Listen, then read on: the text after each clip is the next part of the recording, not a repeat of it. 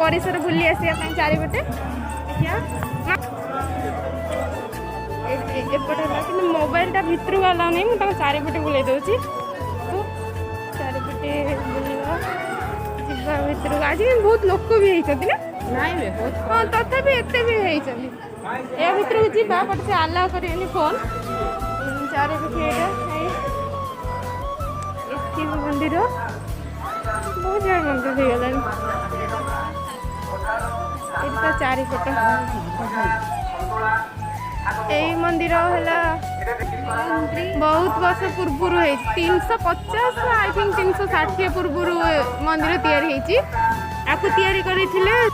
श्री नीलाद्री समर सिंह महापात्र ए पूरा काठर मंदिर थिला तो एबे रिफ्लेक्स है कि पत्थर सीमेंट फेमेंट है कि जे एबे कनिका कनिका सिंहासन भंज मंदिर बेढ़ा को लगी सब माने ये हो जाउछन कौन दुकान सब रही जाउछि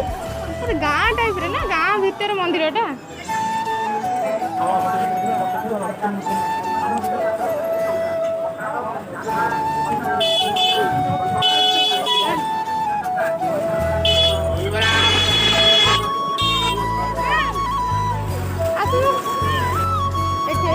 चारि पीठ तो देखुंट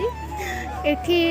एठी एठी आगुरु एटा गोटे बिल थिला जमी गोटे थिला बाबा अखंडमणि माने आविर्भाव हवा माने तांको पछरे बहुत गोटे रहस्य अच्छी देखिबा आगुरु ए जो देखुछ ए पीठ शिव गार नाम शिव गंगा तो माने जेतले सेतले आगुरु थिले एटा गोटे जमी एठी राजांकर शासन चलथिला से किसी लोक क्रिएट करके माने जमी थिला तो सी हल किसी माने जमी रे करुले गोटे एमती सेमती काम करू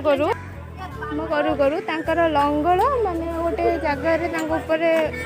पत्थर टाइप रे बाजिला जहाँ से देखिले तांकर ब्लड माने रक्त बाहर देखिले से देखिकी से जाकि राजा को कहले तो राजा किसी सैन्य लोक मानक धरिकी से देखा आसी से देखला बेलू माने से रक्त जगार चारि पाखे पूरा क्षीर जमी हो जाइला तो सी गले राति बेलू राजा आखंडमणि बाबा जी से स्वप्न देखले स्वप्न देखले तो राजा सांगे सांगे से परदिन काठर मंदिर तैयारी होता यहाँ आगुरी काठर मंदिर से तैयारी करथिले तो जाजपुर 5 जन ब्राह्मण आणिकी पूजा पूजी करते आस्ते आस्ते यहाँ यही पीठ ओडिशा रे मुख्य पीठ भावे देखा शिव गंगा जो पीठटी आस्ते आस्ते बढ़ी चलती लोक भी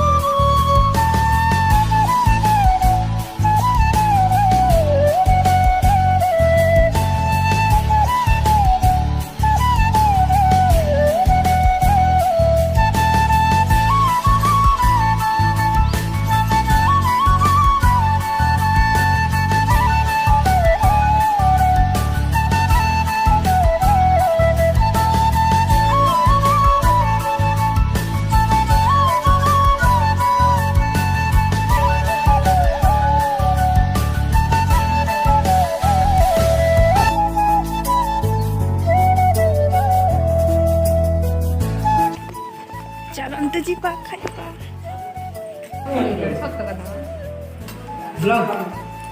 खाऊ गजब बेइज्जती है सादा खाई की थैंक तो खाइला बोला हां कोन खाई जा खाऊ